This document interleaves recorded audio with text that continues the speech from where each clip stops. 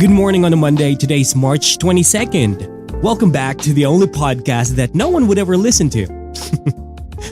If you're here, you're probably lost. But if you're here sincerely, then, oh my God, thank you. Before anything else though, how are you? How is life treating you these days? Who would have thought an outbreak of a virus would completely change the way we live, the way we breathe, eat, work, treat each other, change the way we live, just like what I said in general. It's crazy, huh? I want to ask you, do you guys believe in God? If you do, then do you think that it's one of those we don't understand his plans kind of thing, or simply a belief which correlates to a faith that God knew this was going to happen and there's a purpose for it? I believe in God as well, but there are certainly a lot of things that we can't explain and we don't understand. Or maybe it's our fault. Human beings just completely screwing up the world for our own interest, like we always do. But I'm glad that people are slowly getting used to it. We are able to adapt bit by bit, sometimes too careless though. The total number of cases worldwide is 123 million, with 69 plus thousand million recoveries and 2 point something million deaths. And in the Philippines alone, the number is completely, I don't know, are we rising or staying in the middle? I think we're rising, right? I believe the last update that I saw, we have about 12,000 plus deaths, but we have around 500K plus recoveries, which is good news. But of course, if we can put that number to zero, then it's going to be better. I'm just saying that as long as we have more recoveries than that, for me, that's better. Man, if you notice, I'm just glad that people are getting comfortable moving around, going to places a little bit, traveling. Yet, most of us are too comfortable to a point that we're forgetting that COVID is still living amongst us. It's like our neighbor. It's none of my business what other people do with their lives, but at this point, what you do affects everybody physically, literally, health-wise. Sometimes when I jog, I see people gathering around in a drinking session, sharing the same glass like it's the 90s or the early 2000s, which was good times, by the way. You see, I understand that we're all trying to get our lives back, but that's never going to happen, and it's going to be out of reach if we don't pay attention to safety COVID protocols. By the way, I want to ask, are you one of those people that blames China for this pandemic? If yes, why? I'm just asking. I'm not going to argue with anyone. Whatever your opinion is, I understand where you're coming from, and I respect that. Let me tell you this though. China has always got a bad rap ever since I can remember. In the past, I heard a lot of terrible things about China and the Chinese people, even up to now. That's why when I was offered a job to work there, I was very, very hesitant. So what I did was I took a chance of looking at and experiencing the country before grabbing the job because I thought, hey, it's an opportunity. But I remember before leaving, even people that were close to me, I'm talking about family, friends, relatives, whatever. They were like, are you really going to China? Are you sure? Maybe this and that is going to happen to you there when you get there. I don't want to specify what they said, but trust me, they were all doubtful and negative, which didn't help me at all.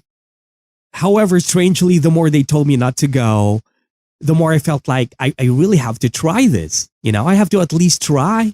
So I hopped on a plane, waited 4 hours in an airport in Manila, then got on a plane for China. I sat on that plane and I have never been surrounded by too many Chinese people in my life. And I'm talking about pure Chinese people, not Chinoys, no half-baked, just pure Chinese people. Can't speak English Chinese people. But I slept the entire flight anyway. When the plane landed, it was scary at the airport because most of the staff and security at the airport don't smile at all.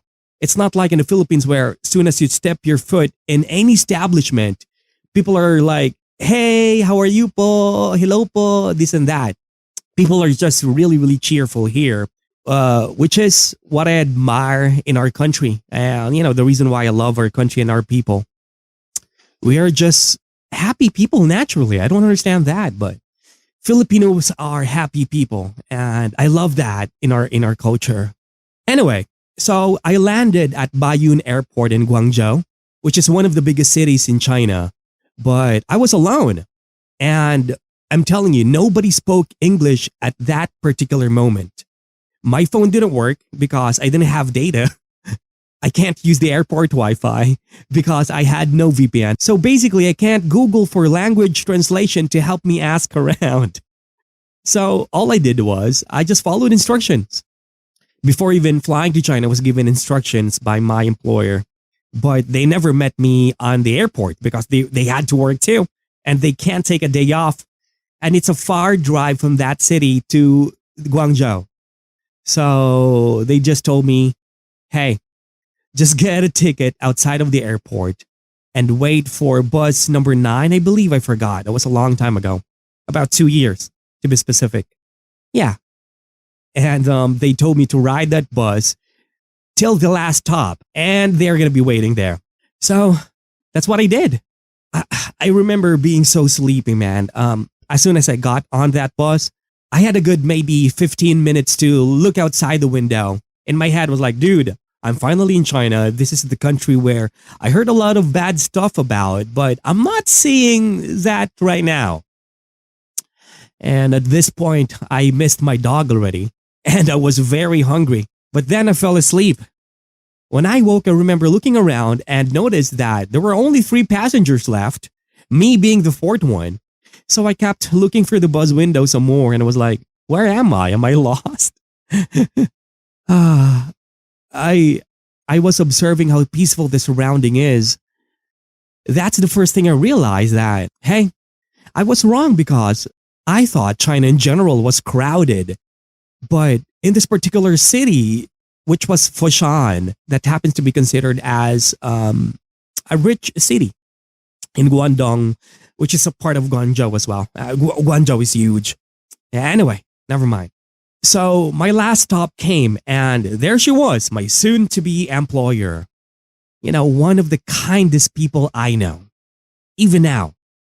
She took me to my apartment and it was a decent apartment, That's one good thing about being able to work in abroad is that they pay for your accommodation and everything is just different. The economy is different, the environment is different, and it allows you to grow as a person. It gives you a different perspective in life too. Going back, I took a shower and slept for 2 hours, I believe. I heard a knock on the door. It was my boss again. It was my employer again, picking me up to show me around the workplace and show me around. Excuse me. I'm not going to edit this. Picking me up to show me around the workplace and the block within that workplace, so that I will not get lost, just to familiarize everything. Dinner was great. My first time eating Chinese food in China. And it's different. I still remember the dish that we had that time. It was hot pot. Oh my God, dude. It goes well with cold beer too. I was pigging out. I was tipsy too. And I started to blabber mouth. I'm very, very talkative when I'm drunk. I'm talkative now, so imagine if I'm drunk. So fast forward on my 3rd day there. Even before I was about to decide whether or not I'm going to take the job, I fell in love with the city. Everything around me was just so different from what I saw, read, or heard on the news or social media, whatever. And guess what? The Chinese people that has never been to our country, most of them have a perception towards Filipinos in the Philippines. And that perception is negative, based upon stories and social media as well. But on the other hand, for the Chinese people that I've met there or other foreigners that I've met there who has been to the Philippines, they can't stop talking about how beautiful our country is. You know what, guys? I just want to be able to end this by saying, anywhere you go, I don't care where it is, there's always going to be good and bad. You know, the human tongue is powerful as a rocket. It destroys people, countries. It shatters dreams. You know, you can lie to anybody. You can break hearts using your tongue.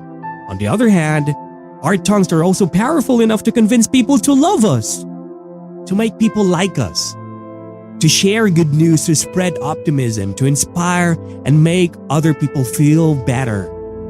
Anywhere you go, I don't care where it is, there's always going to be good and bad. And I hope all of us can be a good story to anyone we meet because they're going to take that story with them and share it with others. Listen, man, I have never ever seen anything bad about China like I heard when I was here. Anyway, I'll catch you on the next one, if there's gonna be a next one. But if you got this far, I want to say sincerely thank you. Cheers!